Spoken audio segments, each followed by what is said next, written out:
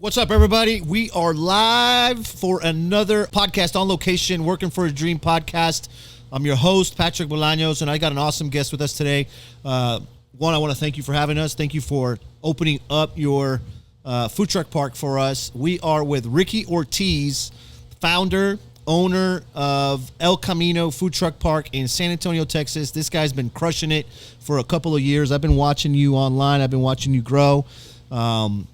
We got connected, I think, about a year and a half ago, where you called me for a food truck, and our shit was too expensive for him, so he couldn't get it. Cheap, He was like, I'm gonna, you know what, I can do it myself. But welcome to the show, man. Thanks for having us here at your food truck park. Thanks for taking the drive from Houston to here to do this, man. It's dope. I'm glad to meet y'all and chop it up. Congratulations. This place is amazing. We were talking earlier about the backstory. We got into the backstory before we got recording on the podcast, and he's got an amazing story. I know one of the reasons you started this food truck park, I read as I was doing some research, was your brother passed away, and it was a dream of you guys to start a bar, an outdoor bar. Yeah. And, I'm sorry for your loss, and I'm glad that you were able to get this open and continue with his legacy. Yeah, I appreciate it, man. We had a dream to do a bar, but it wasn't anything like this. Yeah. This is my dream to all this stuff is just like my idea to like what just came about, right? But we wanted to do something a little different. We want to do like an old school, like vintage speakeasy type deal with, nice pool tables and, waitresses wearing corsets and, like real old, like, 50s, 40s, 30s kind of vibe, I guess rolling 20s, right? Something like that. Yeah, man, when everything had happened, I was just trying to find my way and figure out what I want to do in life. And I was working in the strip club at the time. I quickly went back into working in the strip club after his accident. Just kind of floated around for a little bit. I knew that I wanted to do something in food and beverage. I knew that the strip club thing was just like something to kill time and keep my mind off of things and stay busy, right? But it was pretty early on into getting back into the club scene that I was already making my plan to do something, right? Yeah. In his memory. And eventually, like, it was El Camino. El Camino wasn't the name. I give the credit to my sister for calling it that, because back in the day, I helped my brother buy an El Camino. Me and my mom pitched in and found him a little shitty fucking 1981 El Camino out in this military town that's a couple hours from here. And I drove it back, and it broke down probably about 30 minutes into the drive. So anyway, he had that car. He loved it. It almost killed him a few times, prior to his accident. It was like, I think the exhaust was leaking into the car and all this stuff. So my sister, came up with the name El Camino, like it was a good tribute to him. So anyway, being in the strip club, man, I was just trying to figure it out. I've never opened a bar on my own. I mean, what were you doing at the strip club? Like, what was your just job? Management, yeah. But I mean, we grew up in the strip clubs. Like, my brother and I, we got our first start when he was actually 17, so it was illegal, but he was like 17, I was 19. Yeah. And what do you call it? I had got this job on Craigslist, man. It was way back in the day, and I was like a bum ass dude, just like, my girlfriend was taking care of me at the time. My brother was taking care of me, like, helping me out with extra money here and there. And I was just a bum, but I was like, all right, I got to go to work. I got to figure something out. So I found this job at this place called Rick's Cabaret on Craigslist. And it was for a valet driver. And it was just like, like basically tips only type thing. Damn. You know what I'm saying? So like, you're selling parking spaces, and the only way you're making money that night is by selling spaces. And then your boss is going to come. My boss at the time was coming in and, taking the majority of the money and just breaking me off a little bit. But it was solid. I mean, I was making like $20 an hour basically.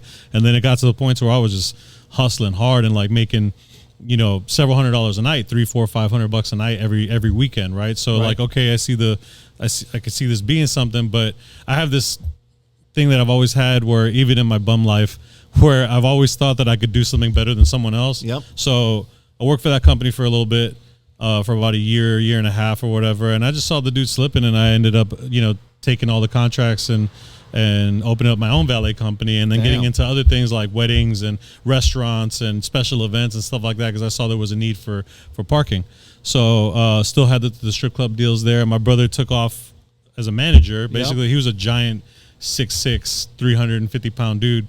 You know what I'm saying? So at 17. Right. So they thought he was an adult, and they made him a manager like when he was 18, and they didn't know he was an adult until he was actually turned 21. He was already been a manager, drinking crazy and stuff like that. So anyway, he continued on with his strip club life, and and I was still in the bar and club scene. I had contracts for several bars across town, a bunch of strip clubs and things like that. But this was all in San Antonio. This is all in San Antonio, yeah. Cool. But I was running a valet company. Okay.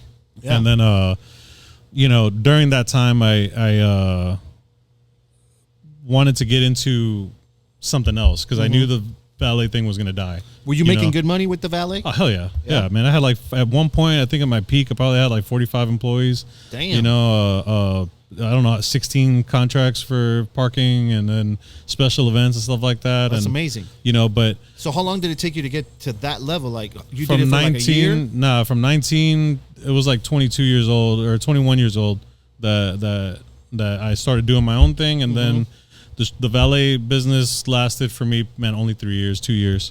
Wow. I had like a peak at 22 years old. I was just doing great, making good money. I got lazy with it, and it quickly died down because I stopped caring about it. Okay. Mainly that's the main thing. Yeah. But aside from that, I think the economy for that service kind of died down a lot. Yep. You know what I'm saying? Like restaurants didn't want people charging a lot of money for, valet parking services. All the strip clubs they were at, nobody wanted paid parking anymore because I think the management got greedy on their own at a lot of these spots and saw that, hey, like these guys are making all this money off of our customers. They should be paying us, you know what I'm saying? Like to offer, basically it was weird. Everyone wanted complimentary parking. Right. And I'm like, okay, this ain't going to work. Yep. So like little by little, all the contracts started, going away, dying out. Bars are closing left and right.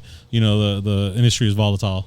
So, at some point, I'm starting to lose a bunch of money and I'm like, man, I don't do something else. I was a little like we're rappers, right? Like I grew up with a bunch of my boys, and we were like doing music and stuff like that. And that was also another thing that I didn't see a big future on. I was like, I always loved it just as a hobby and having fun with it. But I knew that I needed to do something that had stability, right, and like could make some money. So I wanted to do music videos.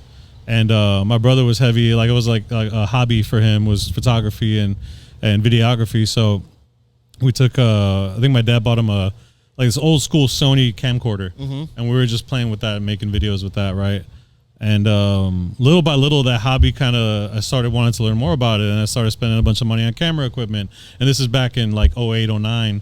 YouTube was new. Yep. And then you hear all this story about people making money on YouTube and all this stuff. So I'm like, all right, I'm gonna be the video guy. I'm gonna like make videos, right? Yep. So then I quickly learned that rappers don't have any money. So I was like, all right, this ain't going to work because none of these people can actually pay for the service. They just want it for free. Right. I'm going to start doing commercials. So, food and beverage I always felt like was the area that I wanted to put my focus on because there was so many more options for clients that I could get in at an entry level point, right? Like, because, a mom and pop restaurant isn't going to call, the biggest production company in town. They're going to just try and find a guy that can do videos. Yep. So I was building up my client list like that. And this is way before Reels even existed. I mean, I don't even think you could upload a video on Facebook yet. This is like YouTube only basically, right? Mm-hmm. So, I got my skills up doing that. And then one day I just had like this, I was still doing music videos as a hobby, like still hooking up the homies with videos and wanting to have fun with it and try and find that artist that was going to blow up. I was working with my best friend who's like just super talented guy. You know what I'm saying? And we were you putting in the work in this? Were yeah, you, like, This was like all the time. Yeah. This is like all I did. All you did all day. It went from valet to like little side hustles and doing music videos. Okay. You know what I'm saying? Okay. Like videos was all I ever cared about. Like, I bought latest and greatest computers. Back then it was the Canon 5D, and then the 5D Mark II. I have no idea. Yeah. So it was just like, he knows, yeah. But man, just built up the camera equipment and started shooting videos, and I quickly became known as like the guy that do music videos, and then also building up my experience with commercials and stuff, right, and kind of just studying self-taught marketing, right, like how am I going to help businesses get exposure and put butts in seats, and how am I going to help rappers, blow up. You know what I'm saying? Like, what's the algorithm? Trying to figure all this stuff out.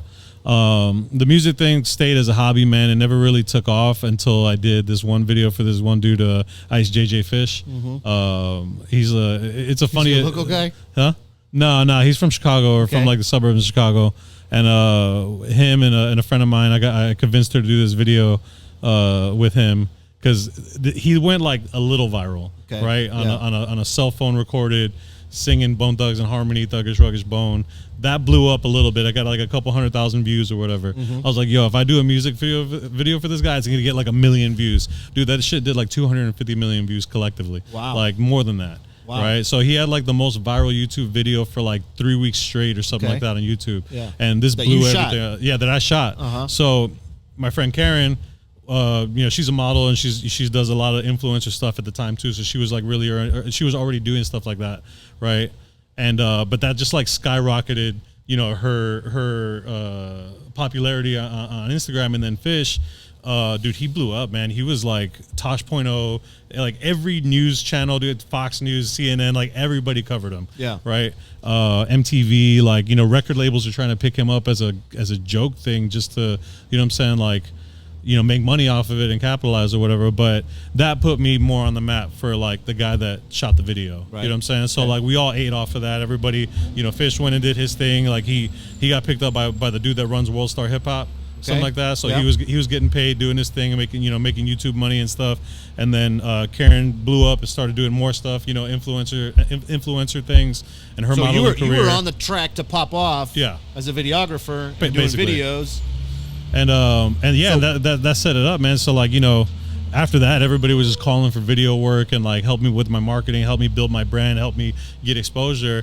And then it started it basically all that did was increase my client list and keep me afloat and make more money, right? Yep. But I think in the long term, man, like where I got to, because I was still in and out of the strip clubs, just trying to get by like everybody else, pay the bills and stuff, right? Like videography was paying bills, but I needed to make more. Yeah, it just wasn't enough. It wasn't enough. You know what I mean? Like there's it's just tough, man. Business is tough. Being self-employed is hard, So, what else did I get into, man? Oh, so I basically where that took me was, all right, I got a skill that not a lot of people have, or they were willing to pay money for. Let me go find a job being the marketing director or like the guy that's gonna be in charge of somebody's entire business to help them generate more revenue. Yeah. So I landed a few great 6-figure plus paying jobs. For several years that helped me again stay afloat, but like make enough money to start doing something else. Okay. Right. And then the accident happened with my brother, and he was killed in the car crash, and life kind of just stands still for a while, right? And had to figure it out, man. I was like, but fuck it. I'm like, let me get back into the strip club and let me just stay busy and have fun, right? And I did the marketing thing for the strip club. And I was like just really good at it, man. Like I came in and that was kind of my pitch, because I wasn't really a strip club manager ever. I was more of just the valet guy and we did the restroom attendant service with the little guys pumping soap. So I did that too, man. I was 19, 20 years old, little soap and here's a paper towel, and you stare at me awkwardly while you think about washing your hands. You know what I'm saying? Like I was that guy, for a while or whatever. But then when I wanted to go back into the club scene, that was my pitch. I was like, yo, like they knew who my brother was because he was like a local legend in the strip clubs, right? And I was like, look, this is what I can do for you. I don't have any experience managing the strip clubs and stuff like that, but I'm good at managing people, right? I was like, but I can increase your revenue like a lot by bringing people in. Like I'm gonna bring people in. I'm gonna get it popping. So and I did, man. Like the owners, you know what I'm saying? Like everybody was all for it. Like I brought in the cameras and I was just doing videos with strippers, dancing, the party scene and all that stuff. And, from looking at previous numbers, I saw, I was like, man, I've increased sales like 20, 30%. That shit sells, though. That shit sells, though. Yeah, for sure. For sure. It's an easy sell. That's an easy sell. It's an easy sell, So, but the liquor, beer, wine sales were just through the roof. You know what I'm saying? In comparison, we were hitting record numbers all year long. They went from doing... And you were on salary at this time, so they were paying you a salary. Plus tips. Managers to get side tip from dancers and stuff like that. So dancers will throw you a 20 or whatever at the end of the shift, and you got like 20, 30 girls, you make $500-600 every night. Damn. You know what I'm saying? So money's good. Damn, there's money there. The money's good, and if it's popping, it's even better, right? But I knew that the ownership there didn't value marketing the way that I did. To them, it's just another expense that they didn't feel like was necessary to keep going, or like see that, hey, this is really making me more money. So they couldn't tie together Their sales Most going people- up. most they people they can't. didn't connect the dots, people seeing the can't, man. results. Wow, that's crazy. People see things as an expense, Right. And that's why businesses. Where you get- and I, we yeah. see stuff as an investment. You see how important video is and Oh, reels. Like if absolutely. you're not doing it now, Yeah. like your business might not die, but it's not gonna. You're not gonna see the full potential of it. Of course. right? Yeah. Especially in This day and something. age, bro. Come on. Yeah, This is- especially with something that you deal with. It's fully 100% consumer based, right? Like Mm-hmm. if you don't have customers, you're not making money. You have people in seats drinking and eating food. You're making no money. Absolutely. You know, so a lot of food truck owners get that wrong. Yeah, exactly. A lot of food truck owners don't understand social media. They don't understand the power behind the video. They don't understand the power behind, dropping some ads, taking some pictures. Exactly, dude. It takes money to make money is not a lie. Obviously there's ways to save money, right? But I think in today's day and age, with technology, it's cheaper than ever to become like good at internet marketing, social media marketing. You literally have it in your hand. Right. Every iPhone and every Samsung or whatever. I mean, Android based, even though it looks crazy in text messages, it's good quality video. Yep.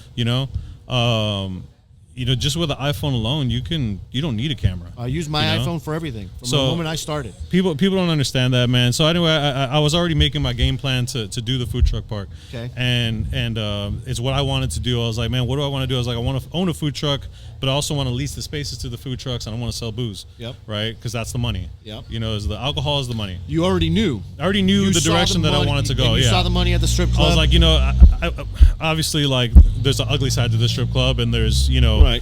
prostitution and drugs and shootings and all sorts of stuff, and you see terrible things happen. It's also a fun party, right? But a couple of events had happened to where it got to the point to where I disconnected, and I met my wife in the strip club actually. And no, she's not a dancer. I wasn't gonna ask. She's not a. It's okay, but I get that question a lot.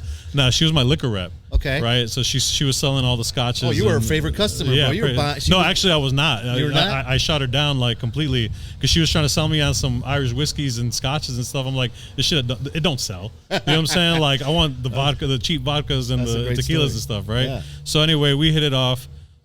We get engaged really early on, 3 months in. You know what I'm saying? Like fast, and then we get married, and I go on honeymoon for a month, come back. And I'm just, at that point, from coming back from my honeymoon, I'm 100% disconnected from the club. I knew after getting married that, what the path was family, kids, and stability. And I knew it was going to be a rocky road to get there, you know what I'm saying? But that was like the moment that made me decide, all right, I got to get out of this. I got to find something else. I'm not going to quit my day job, but I eventually got fired anyway because I was literally, dude, sitting in the corner. I didn't give a fuck. Right. I was like, I'm done with this. These owners don't give a shit about us anyway. If I die tomorrow, get shot in the club, they don't care. So You how know do you what I'm saying? how do you get from being at the strip club to owning or opening? going into El a lot Camino. of going into a lot of debt, Yeah. asking for help where you don't want, or when you don't want to ask for help. Yep. People get sidetrack a little bit, not too much, but people are like, oh, I'm self-made, I'm this. Like, I am self-made. I did all of this, right? I was like, but I did ask for help from my family. My dad, I told him, like, look, I got X amount of dollars, you know what I'm saying? I think it's going to take X amount. Help me with this, you know what I'm saying? Let's get it going. And he was all for it. Like, he saw it and he saw the vision that I had, and he helped me out. You know what I'm saying? To get that start. Right. But it wasn't 100% like daddy money. Like, I came into the table with a lot. I put a lot on the line, dude. I maxed out every credit card I had. I had $120,000 in credit card debt at fucking 22% or 18% interest crazy. rate. That's like, crazy. I didn't think I was going to get out of it. Bootstrapping, you know what I'm saying? bootstrapping, dude. like to the max. Took my cash, his cash, all my credit cards, pulled another $80,000 in loans from because I have amazing credit, right? And debt to income, all that stuff. Own my house, very low debt. Yeah. So I had about 300 plus K in available debt to put myself into, and I used almost every penny of it. So on top of cash, I had all these lines of credit that I used, and I put it all on the line, man. I got fired from the strip club. And it was tough, you know what I'm saying? Like, both of our parents had to help us out. And you went from zero. I went from making money to like absolute zero. Yeah. And With I had the family, savings with the wife. With You the didn't have wife, kids no yet. kid, no, she's pregnant. So She was pregnant at Yeah, the she time? was pregnant. Yeah. Damn. Or became pregnant like maybe a month or two later or whatever. So I had savings, I had money to invest, right? But it took about 9 months to go to zero. And then in that 9 months, though, it was like literally like a month after leaving the strip. No, sorry. I had already signed on the lease at El Camino, actually. And they found out. That's what it was. That's why I got fired mainly. It's because I was fucking off not doing anything. Yep. Right? But they knew I was out because I already had the lease signed. Yeah. And, you know, of course, the word gets around. I told a friend, and then a friend told a friend, and before you know it, they find out. Of course. You know, so they're like, hey, get rid of him. So, you know, I probably lost my job about 3-4 months into signing that lease. Yeah. Right? And I had a good amount of free rent to figure it all out. Your back was against the wall, bro. Your back was against the wall. And you had to either put up or shut up. But, man, dude, so with family help, my in-laws helping out, everybody kind of like all on board, and my mom helping out at the house with the, you know, just life. Because, you know, in that time, I knew I was going to go to zero. Yeah. Right? And I was like, I have the credit to go and buy a food truck. So I'm already getting a little help from, you know, getting help from my family. My dad and my in-laws are, you know, helping us stay afloat. I'm like, yo, I can't keep fucking doing this. Like, I'm at zero. I'm literally about to go to zero, and my income is like not enough. Yep. I'm like, I need to get a job, or I'm gonna open up a food truck. Yep. Right. While I'm waiting for my food truck park to happen and get all this stuff going, I can't keep living off of my credit and, like, you know, maxing out the cars. I need to generate revenue. So got off my ass, bought a food truck with my cousin, and we started a little hot dog truck. You know what I'm saying? Chicago-style hot dogs. So I'm from Chicago, nice. You know. So I grew up with that. Failed in 4 months. Okay. So we made enough money to lose a ton of money. Like, you know, we lost a bunch of money, and it was like March 2020. So, like, you already hear all the COVID talks in January. That starts happening. Sales are dropping like crazy. And then, boom, COVID hits. We're open. I opened Holy Smoke. Told one of my workers, he made, like, amazing brisket, right? Told him, hey, man, like, so I know we're bouncing around. We're fast-tracking. But I bought this truck. We open it up. So wait, so he goes from a hot dog cart or a hot dog trailer to losing money, right? You're losing money, crazy money, and then you're like, I got another food truck idea. Well, I needed to make money. I needed to stay afloat because all my money and savings and credit was going into building El Camino. Yeah. Right. And there was all the legal stuff that we were going through, all the structural, civil engineering. So you dumped a bunch of money into El Camino Food Truck Park. I was already dumping a bunch of money into El Camino Food Truck Park. You needed revenue. I needed more revenue because I was going broke. You started a hot dog trailer. That shit didn't work. And then you're like, I'm going to start another food truck. the hot dog truck failed in about 3-4 months. Yeah. And it was 3 months in, and I'm like, yo, we can't do this anymore. We gotta change it up. No one had any more money to put in. I had like a couple credit cards left that I could max out. You know what I'm saying? I'm like, you know, and then I got some money from family and stuff like that. My dad helped me out. I'm like, yo, I need to buy a smoker. That's all I need. So he helped me out buy the smoker. You know what I'm saying? And then I maxed out the cards to get the wrap, get all the equipment, get everything going. So we opened Holy Smoke like March 1st, 2020. Yeah. Right? We were open for 2 weeks and the city shut everything down because that's when COVID spiked, right? Crazy. The day my daughter was born was March 14th. I was in the hospital and everything is shut down that day. The hospital is a ghost town. It felt like a zombie movie, right? We opened up Holy Smoke already. I got my workers, you know, working and stuff like that. I get out of the hospital. I go back. I tell my wife, hey, I'm going to here for you for a couple of days. I get my mom to come in and help you at the house with the baby. When the baby comes home, I'm working, right? So at that point, you feel like the world's ending. The world's ending. The world's ending on you, bro. You're like, no money, baby, no money, COVID, no money. Dude. So, bro, what the fuck? We hit the ground running though. Like Holy Smoke opened, you know, March 1st, and in 2 weeks we're on every TV station, like every social media. I think I saw news. You guys. Yeah. I think I saw Elder Eats went out to you guys. My boy David. You know, like now we're good friends, man. Love that dude, man. But he had like a breakfast taco or something that time. He helped us with our start. It was him and SA Foodie. Yeah. Right. Yeah. And there was a lot of local foodies that helped us out, man. Like you obviously had a good product. A good product, but it's like wildfire. And then like March 14th comes around. That's the day they shut everything down.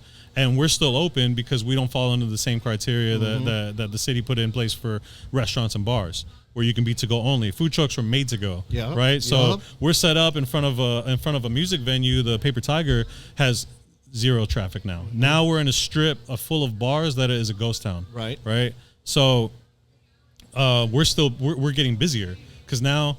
Every restaurant is open. Restaurants are closed. There's no competition. So, dude, we go hard, man. We were doing 7 days a week. Wow. Like, I think 6 days. We tried 7. It was too much. We were literally burning it on both ends. Yep. Burning the wick on both ends, and we were dying. So, I'm like, we could take Mondays off.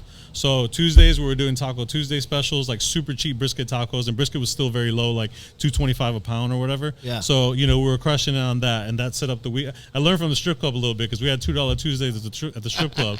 So and on the promotional side, it was like the beginning of the week sets up the weekend. You know what I'm saying? You get your customers in the door, get them a cheap deal, happy hour special. Listen to that, guys. Listen to that. Yeah. You can learn from other business owners and other industries. Yeah. So I learned from the strip club. It was like Tuesday was Taco Tuesday, cheap tacos, right? I ended up doing free tacos, and the deal was you come through, you get a free plate of three tacos, but you have to take a picture and post it on your social medias and check in and tag us. So it was a criteria, like a little exchange. Rules that you exchange. You give me a picture, you hype me up on your page, and you'll give you free tacos. Yeah, dude, there was one day I think we gave out maybe like 350 orders. Wow. Right. So on the back end, I'm thinking more just numbers, right? I'm like, all right, this is gonna cost me like, $1.50 a person, right?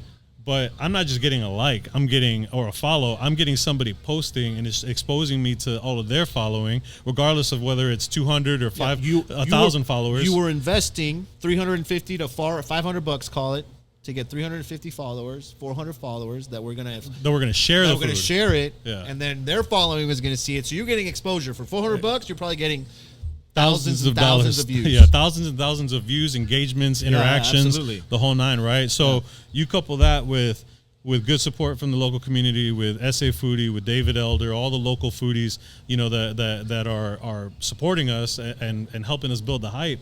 I was able to turn Holy Smoke in 1 year into $1 million business. That's hit badass. $1 million, like just at $1 million in sales in 1 year. That's badass. From March 1st, I bought my second truck in August of 2020. Yep. And that, to the following March, got us to the $1 million sales mark. So amazing. I went from 0 to $1 million in 1 year. Yeah. You're blessed, man. You're blessed. And yeah, man. I mean, it was a group effort. It was family support. Yeah. You know what I'm saying? Like, I'm not self-made in that sense to where I had support. You know what I'm saying? Like, I know a lot of people feel that they don't have that, but if you have a spouse, you have support. Yep. You know what I'm saying? If you got parents that are in your life, you have support.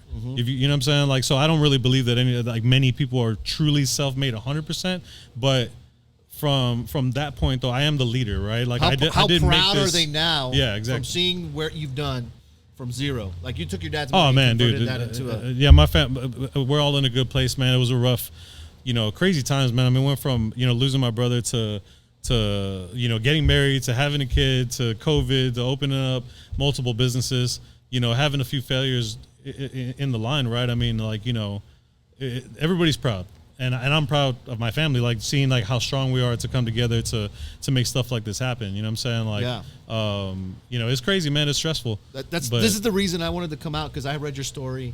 I've seen the success that you're having, and I see the posts that you make on your Instagram. You're somebody that's still grounded, right? You're having success, but try to be. There's a lot of good things happening, and I know there's a lot of hard work that goes behind what you do. There is, man. You got to share that story more, and you got to, we have to share and inspire people. That's why I wanted to come and talk to you, because I think, one, there should be a book in the making. Shit, you got to write a book, bro. Yeah, I don't know how to write, but I barely know how to read. My family makes fun of me because I've only read one book in my entire life. Really? Yeah, I've read a couple, but it's the 48 Laws of Power. That's it. That's a great book. Yeah, that's like the main one. Yeah. I read 50's book. He has some Hustle Harder book or whatever, but yeah, man, I'm not illiterate, but I'm not really good. Congratulations on your success.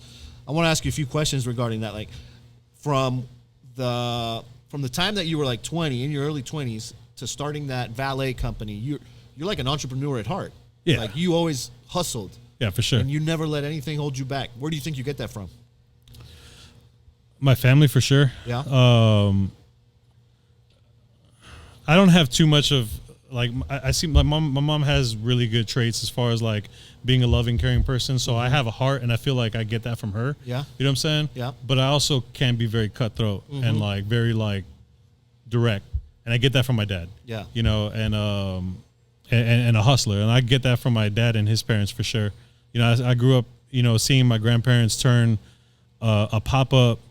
They didn't really do tacos. They did like huaraches, which is like a sandal shaped taco, right? Like a sope type thing. Are they from Mexico? They're from Mexico, yeah. Okay. So, you know, my dad came here illegally.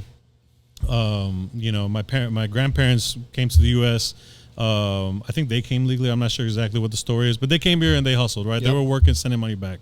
My dad goes to Chicago, I think when he was like 9 or 10 years old or something like that. And I think he became a citizen around the time that he joined the military when he was like 18, 19. Yep. He went to the Marines, became a citizen, you know, and hustled his way up, man. I think when I was a baby, I remember, you know, being 3, 4 years old and my dad was a manager at Wendy's, you know, and then he got into upholstery and he was building furniture. And then I was always around entrepreneurship, you know what I'm saying? I don't think he had jobs for a long time working for people. I more saw him, you know, being his own boss, right? And I saw my grandparents start to pop up on the, you know, downtown west side Chicago or some south side Chicago, you know, selling out every weekend. You know what I'm saying? Like literally 50, 60 people online at all times, you know, selling, you know, tacos at 6, 7 in the morning while people are selling like weird stuff, hubcaps and, you know, crazy stuff in south side of Chicago in the winter and cold. Anyway, I grew up around that and that like stuck with me forever, man. And I just can't see myself working for people for too long because it's easy for me to lose motivation with working for somebody, right? Because it's a mix of things. If I see weakness in leadership, I feel like I could do a better job. You know what I'm saying? And I'm going to go do a better job, or I'm going to do it my way and I'm going to show you I can do better. That happened in the valet thing. It happened in pretty much any job I've ever had. I felt like, yo, fuck this. Like, why am I even working for you? I'm working for somebody that ain't going to take me nowhere in life. I'm just going to sit here and just keep working for you, right? Yep. I believe that, you know, I could have a job. I could see myself working, you know, for a corporation. It's got to be in a leadership role. You know what I'm saying? But there has to be a strong team around it, right? It can't just be, you know, like a weak operation. You basically, you don't like being around mediocre people. Basically. You don't like being around people that don't do a good, you know, they don't value, you know, hard work, or they don't put in an effort. It's not even just about the hard work, man. It's about the smart work, right? Like, you know, I make mistakes all the time, but also try to do my best to listen to my guys that are around me, to my team, to Mel, my partner, my GM, you know what I'm saying, to my wife. You know, I talk to her. I value everybody's input. I try not to shoot everybody down. Occasionally I get that little thing where I'm like, nah, we're going to do it this way, right? Yeah. You know, it's a good mix though, but I am good at trying to, you know, listen to other people and see what they think is a good idea, so that way I can make a better educated move, you know what I mean? Yep. So it was like, okay, cool. I've heard everybody out. I kind of think this would work. I think this would work. This might not work, you know. And I've gotten to the point to where I try not to make all the mistakes on my own. I let the team, you know what I'm saying, like in on everything. You know what I mean? We have those discussions and stuff. So let's go back a little bit. You open the food truck. It's successful. Then eventually, I imagine El Camino opens up, right? Walk us through the process of opening El Camino and then the success that you're having here now. You have a great location, a lot of foot traffic. What do you think is breeding the success that you're having? Like, was it a success from the start? I'm sure there's been ups and downs, right? Hiring, bringing in good people. Talk us through that. So I think Holy Smoke, in the food business, if it's just food, there are definitely a lot of really strong ups and downs. Because when it's great, it's amazing. Yep. But when it's bad, it's terrible. Terrible. You shut you down. There was probably maybe 2 times in Holy Smoke that, like, I didn't think we were going to make it past that, right? It was like a winter freeze, and I was upside down like 15 grand in labor, and you know, it was rough, man. Mm-hmm. El Camino has had ups and downs and growing pains, but it's mostly growing pains, not too many scares with not making it. Got it. Right? Yeah. It's just I don't think it's an option, you know what I'm saying? Like, I'm going to figure it out, right? Yep. But I think the hurdles that you go through as a bar owner or a food truck park owner specifically is let's talk about the food trucks for a minute. Being the curator and finding good quality food trucks. Mm-hmm.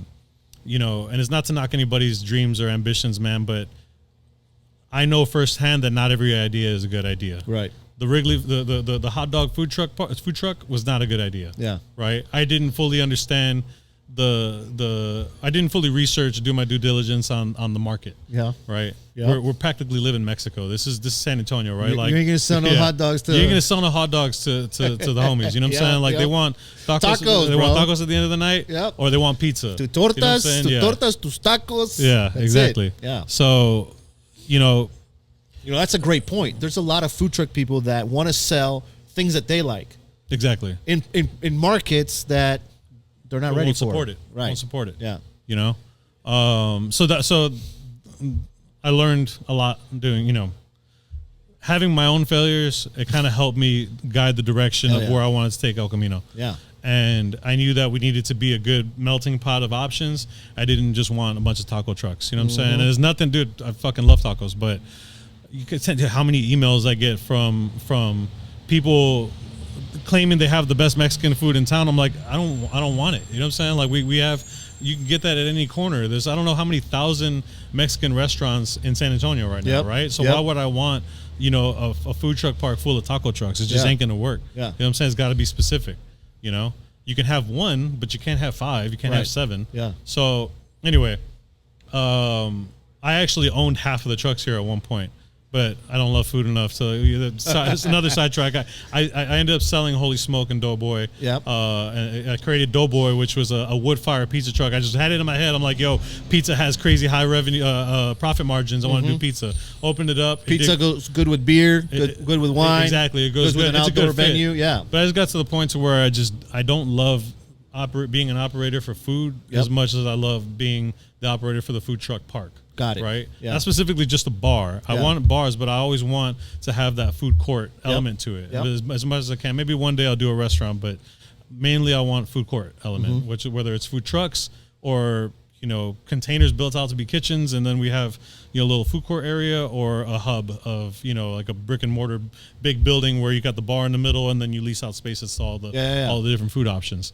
So anyway, I become a good curator at picking food, picking the best food trucks. I mean, Pita Chick, probably my favorite truck right now, because it's like I can eat it and I'm trying to lose a little weight and all that stuff and eat better.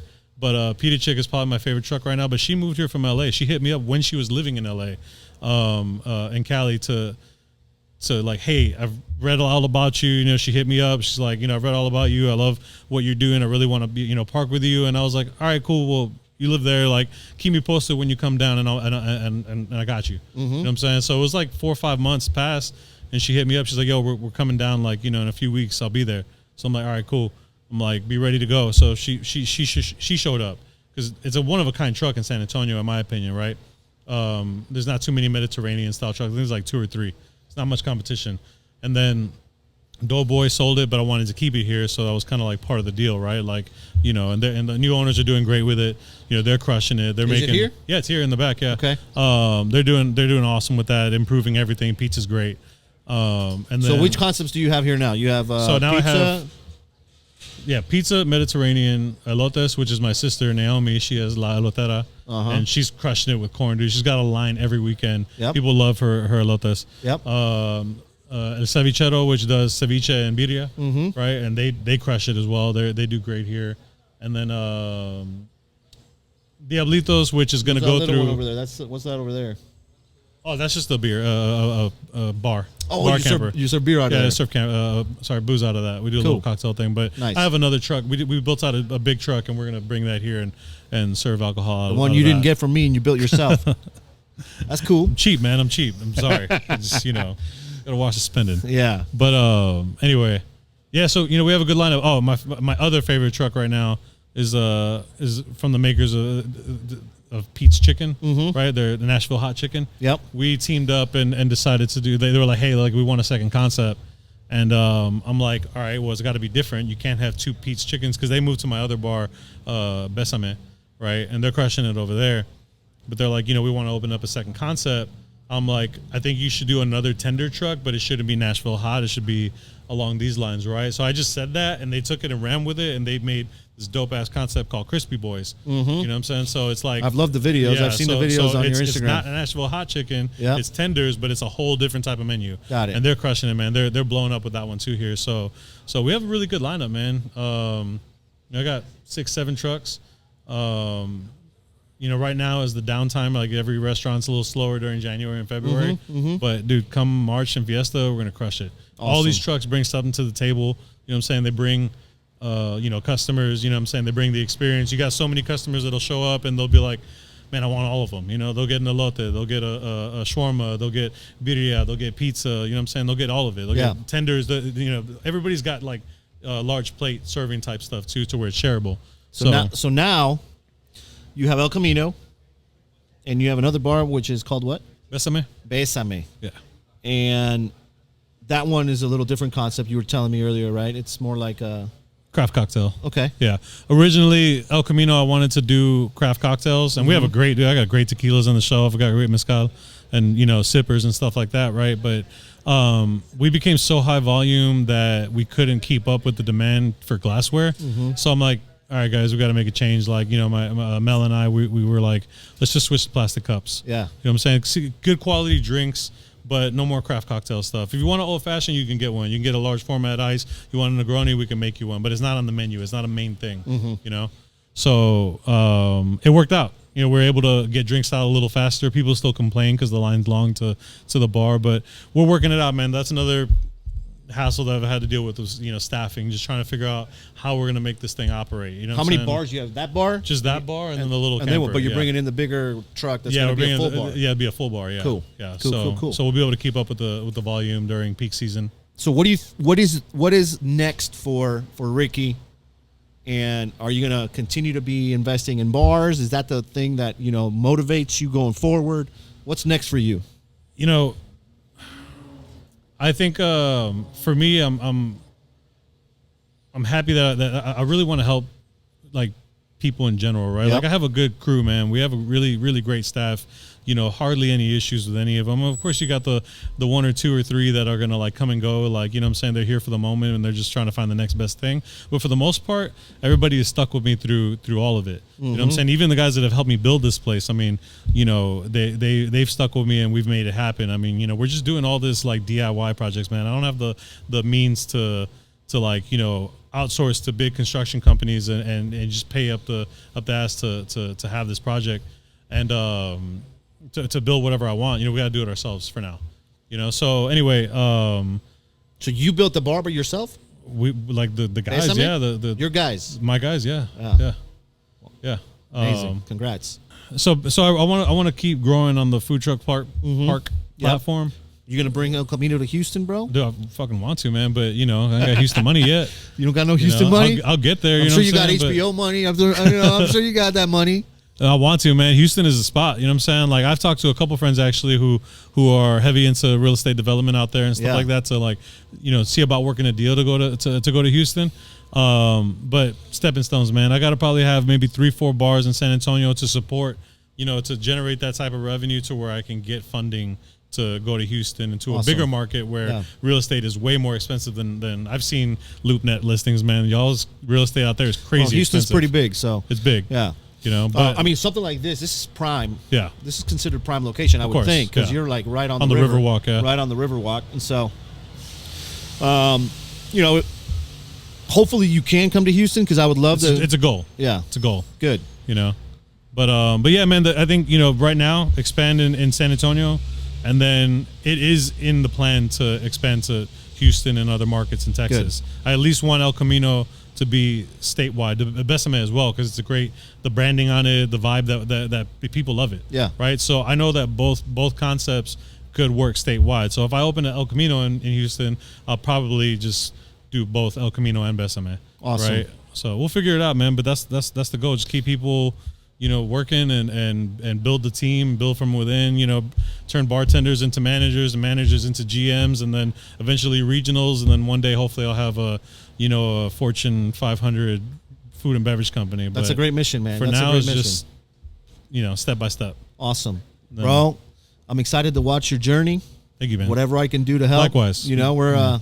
We're connected. I feel like we're on the same vibe, same frequency. So I like hanging around people that are, you take action and you figure it out. For sure. Obviously, you've been doing that your whole life, and my adult life. Very commendable. Congratulations. Where can people connect with you? Our listeners, where can they connect with you on social media? I think definitely follow the business pages. El Camino SA, Besame 210.